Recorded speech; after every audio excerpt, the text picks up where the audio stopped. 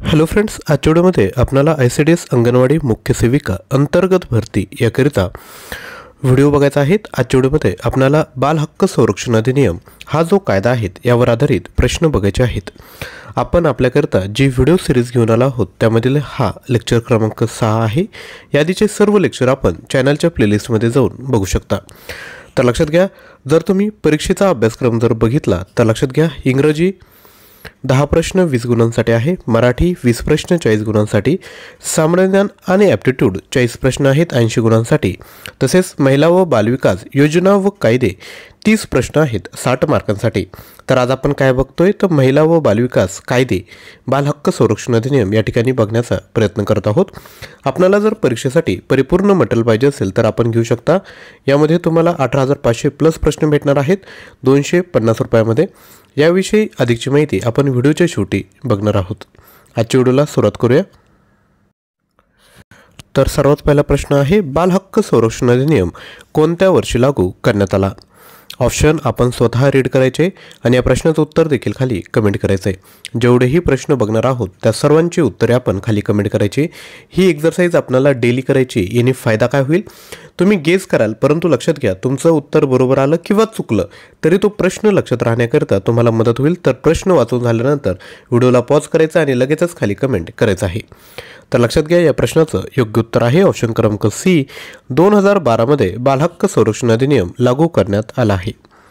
यानंतर पुढील प्रश्न, पोक्सो कायद्यानुसार बालक म्हणजे कोणत्या वयापर्यंतचा व्यक्ती? तर पोक्सो कायद्यानुसार बालक म्हणजे 18 वर्षापर्यंतचा व्यक्ती। यानंतर पुढील प्रश्न, पोक्सो अंतर्गत कोणत्या विभागात बालकांसाठी फास्ट ट्रॅक कोर्टची तरतूद करण्यात आली आहे? तर हा जो पोक्सो ॲक्ट आहे ना, त्याचं विद्यार्थी मित्रांनो एक पुस्तक देखील आहे अधिनियमाचं, ते वाचू शकता किंवा आपलं जे मटेरियल आहे त्यातील प्रश्न जर आपण तयारी केली तरी तुम्हाला परीक्षेत फायदा होईल। तर याचं योग्य उत्तर आहे ऑप्शन क्रमांक बी, कलम 28 अंतर्गत या बालकांसाठी फास्ट ट्रॅक कोर्टची तरतूद करण्यात आली आहे। पुढील प्रश्न, पोक्सो कायद्यानुसार तक्रार कधी दाखल केली पाहिजे? ऑप्शन आपण रीड करा। तर लक्षात घ्या, पोक्सो कायद्यानुसार तक्रार कधी तर घटना घडल्यानंतर त्वरित या ठिकाणी दाखल केली पाहिजे। पुढील प्रश्न बघतो, पोक्सो कायद्याअंतर्गत FIR नोंदवताना बालकाची कोणती माहिती गुप्त ठेवली पाहिजे? ऑप्शन आहेत नाव, पत्ता, जन्मतारीख की वरील सर्व। तर या ठिकाणी वरील सर्व जी माहिती आहे ती गुप्त ठेवण्यात आली पाहिजे। पुढील प्रश्न, पोक्सो कायद्यानुसार कोणत्याही बालकावर लैंगिक अत्याचार करणाऱ्या व्यक्तीला किती वर्षे शिक्षा होऊ शकते? ऑप्शन आहेत 3 वर्षे, 5 वर्षे, 7 वर्षे की 10 वर्षे काही गंभीर प्रकरणांमध्ये। तर याचे योग्य उत्तर आहे ऑप्शन क्रमांक डी, 10 वर्षांपर्यंत शिक्षा होऊ शकते। पुढील प्रश्न, पोक्सो अंतर्गत बालकावर जबरदस्तीने कोणत्याही प्रकारची प्रतिकार्यता लादणे हा कोणता अपराध आहे? ऑप्शन आहेत शारीरिक अत्याचार, मानसिक अत्याचार, लैंगिक अत्याचार की आर्थिक अत्याचार। तर याचं जे योग्य उत्तर आहे ते आहे ऑप्शन क्रमांक सी, लैंगिक अत्याचार आहे। पुढील प्रश्न बघायचा आहे, पोक्सो कायद्यानुसार बालकांची गोपनीयता राखण्याचे कोणाचे कर्तव्य आहे? ऑप्शन आहे न्यायालयाचे, पोलिसांचे, पालकांचे की पत्रकारांचे। तर लक्षात घ्या, यामध्ये पत्रकारांचं या ठिकाणी कर्तव्य आहे की जो बालक आहे त्यांनी कंप्लेंट केली आहे त्याची आयडेंटिटी कोणालाही कळता कामा नये, कारण की त्याला मानसिक त्रास होऊ शकतो किंवा बाकीचे जे आहेत ते दबाव त्यावर आणू शकता। त्यामुळे हे पत्रकारांचं कर्तव्य आहे की ही जी माहिती आहे ती काय म्हणता येईल की गोपनीय राखली पाहिजे। पुढील प्रश्न, पोक्सो अंतर्गत गुन्ह्यांची तपासणी कोणत्या अधिकाऱ्यांद्वारे केली जावी? ऑप्शन आहेत महिला पोलीस अधिकारी, पुरुष पोलीस अधिकारी, डॉक्टर की समाजसेवक। तर लक्षात घ्या, पीडित जे बालक असतात त्यामध्ये लेडीजच मोठ्या प्रमाणावर असतात, मुली मोठ्या प्रमाणावर असतात। त्यामुळे तपासणी करणारा अधिकारी हा जर महिला पोलीस अधिकारी असेल तर चांगल्या पद्धतीने काय म्हणता येईल की माहिती काढण्यामध्ये मदत होऊ शकते। त्यामुळे महिला पोलीस अधिकारी गुन्ह्यांची तपासणी करिता या ठिकाणी नेमले जातात। पुढील प्रश्न, बाल हक्क संरक्षण आयोगाच्या अध्यक्षांची नियुक्ती कोण करतात? ऑप्शन आहेत प्रधानमंत्री, गृहमंत्री, राष्ट्रपती की मुख्यमंत्री. तर लक्षात घ्या, बाल हक्क संरक्षण आयोगाच्या अध्यक्षांची नियुक्ती हे राष्ट्रपती करत असतात. यानंतर पुढील प्रश्न, पोक्सो कायद्यातील कलम 21 कोणत्या विषयावर आहे? ऑप्शन आहेत तक्रारींची चौकशी, सूचना देणे, शिक्षा की गोपनीयता. तर पोक्सो कायद्यातील कलम 21 हा सूचना देणे या विषयावर निगडित आहे. यानंतर पुढील प्रश्न, पोक्सो कायद्यातील कोणत्या कलमांतर्गत पोलिसांना FIR नोंदविणे आवश्यक आहे? ऑप्शन आहेत कलम 19, कलम 21, कलम 23 की कलम 24. तर लक्षात घ्या, पोक्सो कायद्यातील कलम 19 अंतर्गत पोलिसांना FIR नोंदवणे आवश्यक आहे. यानंतर पुढील प्रश्न,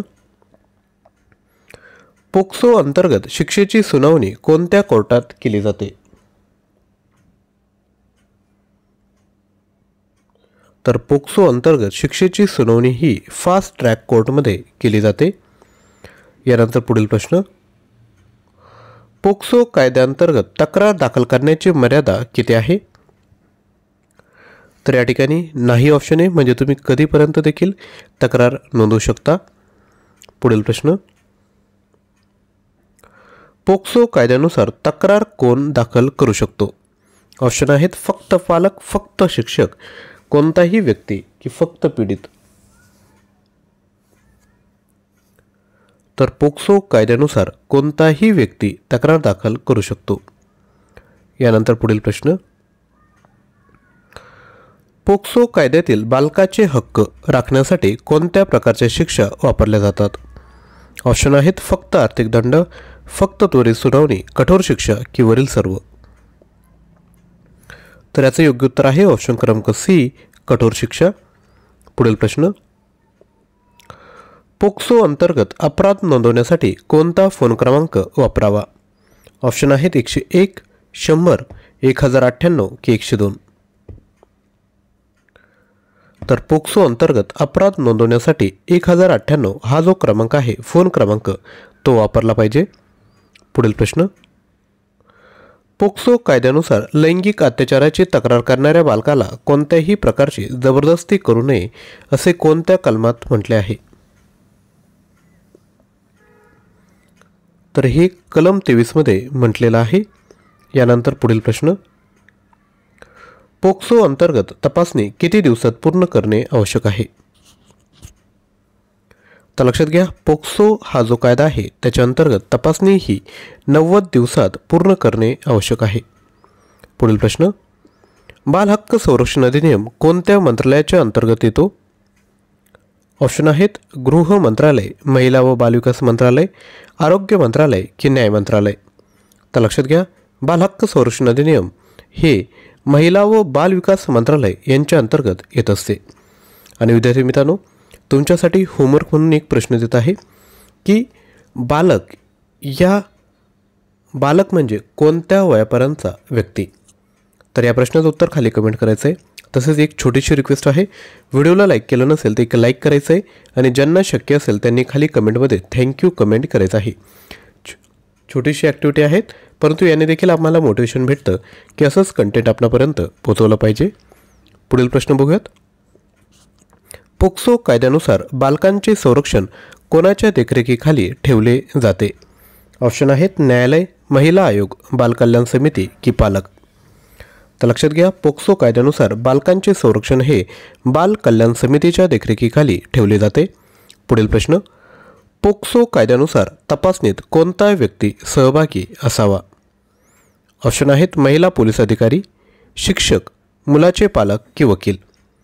तर तपासणीमध्ये कोण असलं पाहिजे? तर महिला पोलीस अधिकारी त्या ठिकाणी असल्या पाहिजेत. पुढील प्रश्न, पोक्सो कायदा कशासाठी वापरला जातो? ऑप्शन आहेत बालकांच्या मानसिक आरोग्यासाठी, बालकांच्या शारीरिक शिक्षणासाठी, बालकांच्या लैंगिक शोषणाविरुद्ध संरक्षणासाठी की बालकांच्या खेळासाठी प्रोत्साहन देण्यासाठी. तर पोक्सो कायदा हा कशासाठी वापरला जातो? तर बालकांच्या लैंगिक शोषणाविरुद्ध संरक्षणासाठी. पुढील प्रश्न, पोक्सो अंतर्गत कोणता अपराध गंभीर मानला जातो? तर लक्षात घ्या, याचं जे योग्य उत्तर आहे ते आहे बालकांच्या खाजगी भागांना स्पर्श करणे हा जो अपराध आहे तो गंभीर स्वरूपाचा अपराध मानला जातो. तर लक्षात घ्या, आपण असेच डेली व्हिडिओ घेऊन येणार आहोत. तुम्ही लाईक आणि कमेंट करण्यामध्ये कंजूसी बाळगू नका. तर लक्षात घ्या, हे जे अंगणवाडी मुख्य सेविका प्रश्नसंच आपण तयार केला आहे त्यामध्ये तुम्हाला पोषण अभियान आणि योजना यावर 2000 प्रश्न बघायला भेटतील. सामान्य ज्ञानचे 4700 प्रश्न बघायला भेटतील. सर्व प्रश्नपत्रिका आहेत. सोबत 100 प्रश्नांच्या 10 फुल लेंथ टेस्ट देखील तुम्हाला प्रोव्हाइड केले जात आहेत. TCSने मागील परीक्षेत विचारलेले प्रश्नसंच देखील या ठिकाणी प्रोव्हाइड केले जात आहेत. चालू घडामोडी आहे 5335 प्रश्न. मराठी व्याकरण आहे, इंग्लिश ग्रामर आहे, ॲप्टिट्यूड देखील या ठिकाणी इन्क्लूड केला आहेत. 8500 प्लस प्रश्न आहेत. 250 रुपये प्राईज आहे. PDF स्वरूपात तुम्हाला गुगल ड्राईव्ह ॲक्सेस त्या ठिकाणी प्रोव्हाइड करण्यात येईल. तसेच आपण ॲप्लिकेशन थ्रू देखील हे मटेरियल घेऊ शकता. ॲप्लिकेशन थ्रू घेतलं तर तुम्हाला फायदा काय, तर ऑनलाईन टेस्ट त्या ठिकाणी तुम्हाला देता येईल. टायमर असेल, सबमिट केल्यानंतर तुम्हाला तुमचे मार्क, सोल्युशन तसेच ऑल इंडिया रँक त्या ठिकाणी बघायला भेटेल. तर काय करायचं आहे, ॲप्लिकेशन डाउनलोड करून कोर्स घेऊ शकता किंवा तुम्ही काय करू शकता, मला व्हॉट्सअपला मेसेज करून देखील PDF फाईल तुम्ही घेऊ शकता. तर व्हिडिओ आवडला असेल तर नक्की लाईक करायचं आहे, शेअर करायचं आहे. तुमचे ग्रुप असतील ICDSचे वगैरे त्या ठिकाणी तुम्ही चॅनलला शेअर करू शकता, म्हणजे मॅक्झिमम स्टुडंटपर्यंत आपण पोहोचू शकतो. तर आजच्या व्हिडिओमध्ये या ठिकाणी थांबत आहोत. थँक्यू.